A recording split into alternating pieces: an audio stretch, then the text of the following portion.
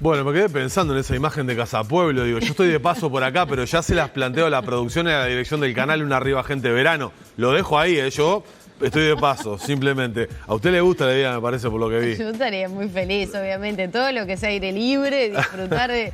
Ahora que los móviles ya están cubiertos con velo. Y los columnistas también muy, pero muy agradecidos, como Pablo Schiavi, de ir a una Arriba Gente Verano desde un parador como Casa Pueblo, por ejemplo. Pablo, bienvenido. Muchas gracias, buenos días. Sí, tomamos la idea, apoyamos y la votamos.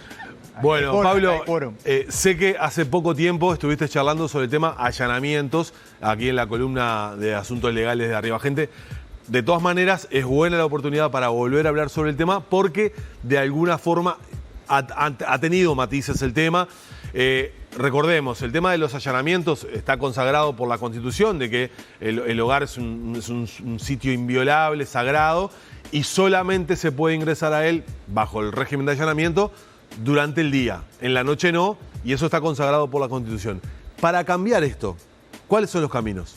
Bueno, ahí ya lo dijiste, Danilo, recién, o sea, la propia Constitución habla de que el hogar es un lugar sagrado, y ese sagrado que viene de la Constitución de 1830 era cuando todavía en nuestro país el Estado no estaba separado de la Iglesia. O sea, imagínate... Por eso el término de sagrado. Por eso el término de sagrado, que obviamente hoy no encuadra en un Estado laico como somos. O sea, lo que está planteado hoy, lo que hablamos la última vez, pero hoy tenemos una dificultad extra, que es que los dos caminos serían, ¿no?, la reforma constitucional, que se hiciera un plebiscito, o sea, para cambiar la redacción, o sea, darle nueva redacción al texto constitucional, y la otra vía, que sin cambiar el texto constitucional, sería que el Parlamento dictara una ley que se califica como interpretativa, donde se valoraría el alcance de ese concepto del hogar y hasta dónde va.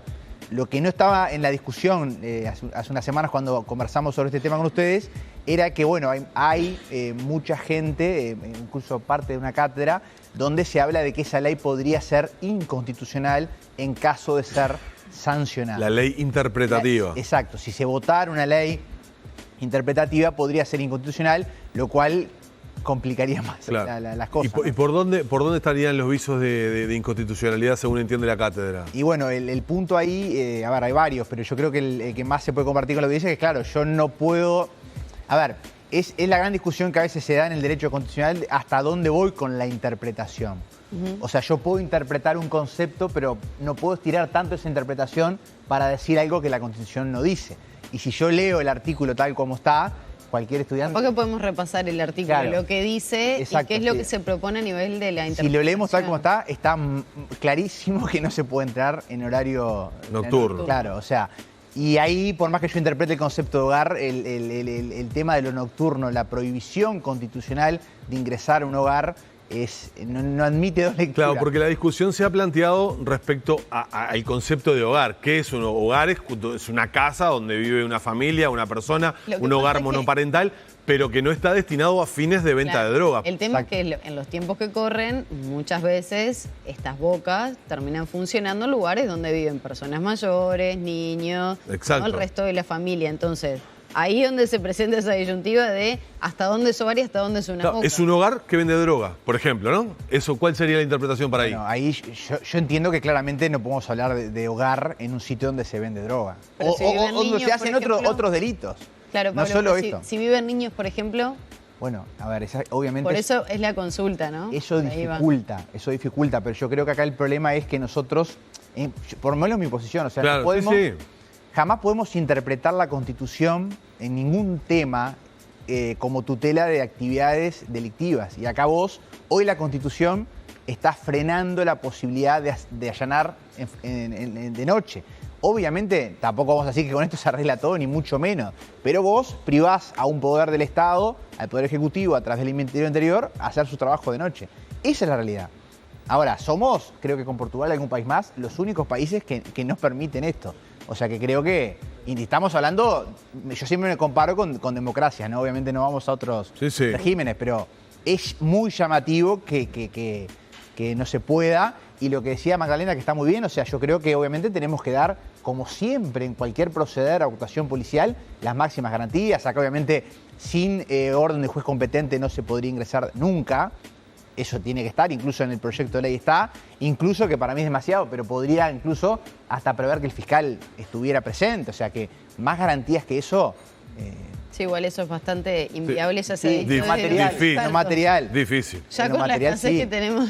No, claro. Pero a ver, para mí con la orden judicial, que es todo, alcanza. No sería necesaria la presencia fiscal. Ahora, entonces, para pasar el limpio, desde tu punto de vista y esta cátedra lo que señala es que la ley interpretativa podría considerarse inconstitucional y terminaría derivando en mayores problemas que si se convoca un plebiscito, se le consulta a la ciudadanía y se reformara la Constitución.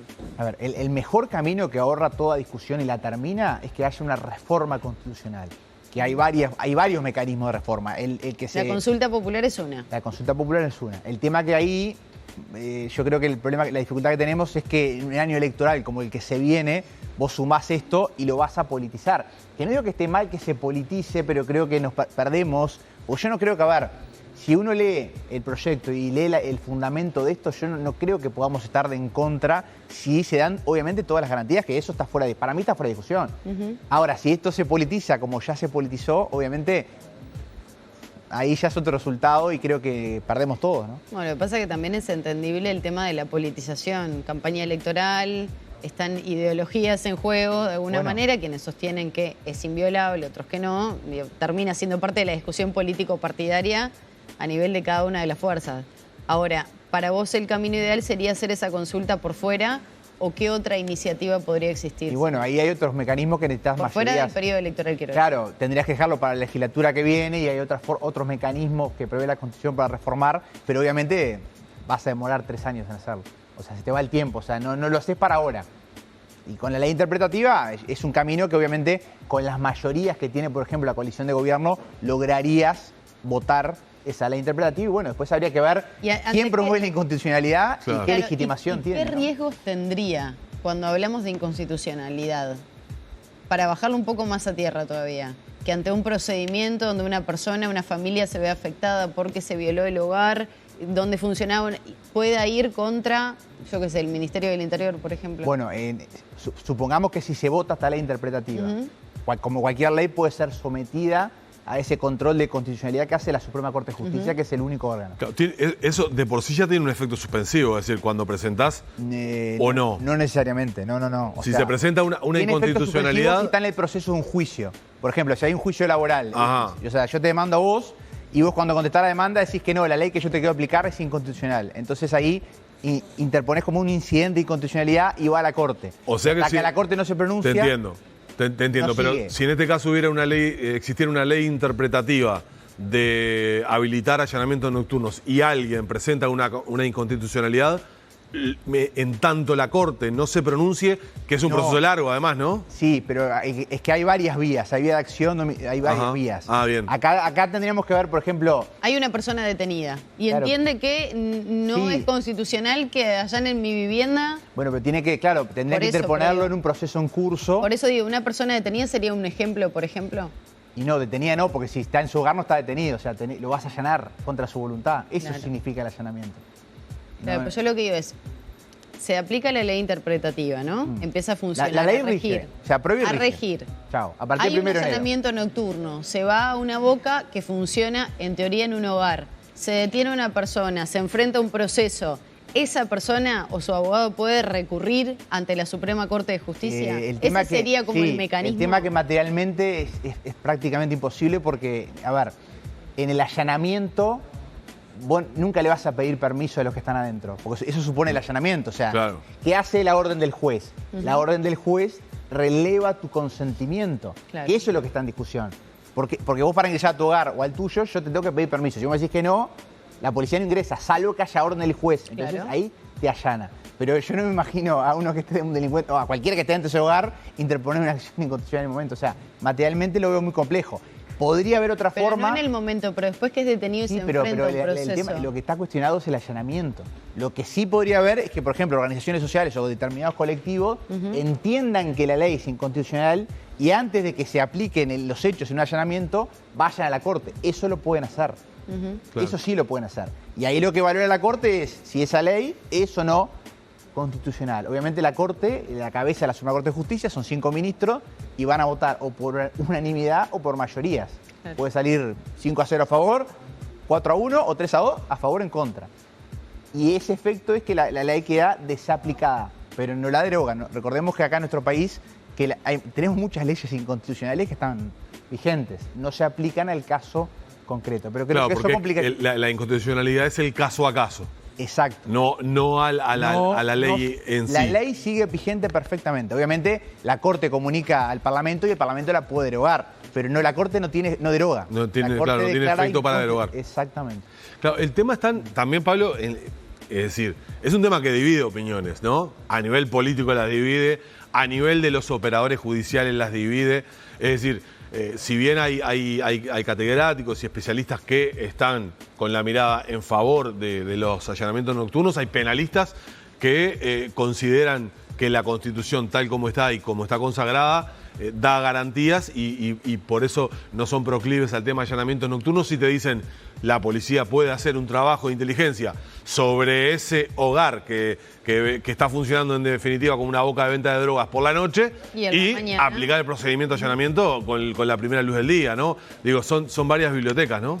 A ver, yo creo que el problema a veces en nuestro país es que hay demasiadas bibliotecas para algo que para mí, a ver, obviamente respetamos siempre todas las posiciones. Yo creo que esto es objetivo, tendría que ser más objetivo el razonamiento. O sea, si la policía tiene necesidad de allanar una boca de noche o lo que fuera, porque la Constitución de 1830 dice que es sagrado ese hogar, le vamos a decir a la policía, no, vamos a dejarlo desayunar y entrar 7:30. Claramente no podemos violar la Constitución. El tema es que lo que a mí me sorprende es esa como discusión permanente sobre temas que no tendrían que ser tan complejos. De hecho, a ver, insisto, vos repasás los ordenamientos jurídicos de la mayoría, del 95% de la democracia del mundo y en ningún lugar. Es más, yo lo he comentado con colegas en otros países y no pueden creer. Claro. Portugal, o sea, no lo pueden creer que en Uruguay la policía, o sea, el Ministerio del Interior no pueda cumplir su cometido de ingresar de noche. Y aplicando un poco lo que decía Danilo sobre la inteligencia. Lo vimos con aquellos operativos significativos en los Palomares, en la zona de Casaballe, que se esperaba con todo el equipamiento y todo el personal para entrar con las primeras luces del día. Pero, sin embargo se desbarataron bandas importantes y se modificó esa zona. Magdalena, yo estoy de acuerdo con vos, pero es como cuando el médico tiene que actuar. El médico no puede esperar 5 horas. La policía no podría. Pasó un ejemplo, ya cerrando, Pablo, pasó un ejemplo bien patente aquí en el barrio sur, en un edificio donde fue tomada de rehén una persona durante la noche y la policía tuvo que hacer la guardia abajo y no pudo entrar hasta la primera luz del día. ¿Pero a vos te parece sensato? ¿Recuerdan el caso del edificio acá en barrio sur? ¿Pero a vos nos parece sensato eso? ¿Y el riesgo de vida de esa mujer? Sí, claramente. O sea, entonces ese es el tema. Para mí es algo que no se tendría que discutir. Obviamente hay que cambiar la Constitución, así como está, no podés. Gracias, Pablo. Muchas gracias por habernos acompañado. Buenos días.